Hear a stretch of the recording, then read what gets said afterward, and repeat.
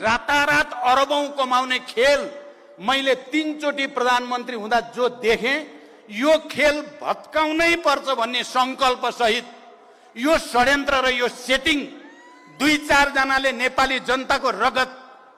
पसिना चुसेर अरबौं रातारात कमाउने सेटिङवाला खेल म एउटा कम्युनिस्ट नेता हुनुको नाताले, गणतन्त्रवादी नेता हुनुको नाताले, हजारौं शहीदहरू हाम्रो नेतृत्व अन्तर्गत बलिदान गरेको र त्यसको जिम्मेवारी भएको नाताले पनि मैले र हाम्रो पार्टीले, हाम्रो सरकारले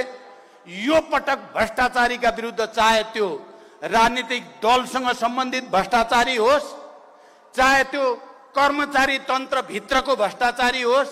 चाहे त्यो भूमाफिया होस्,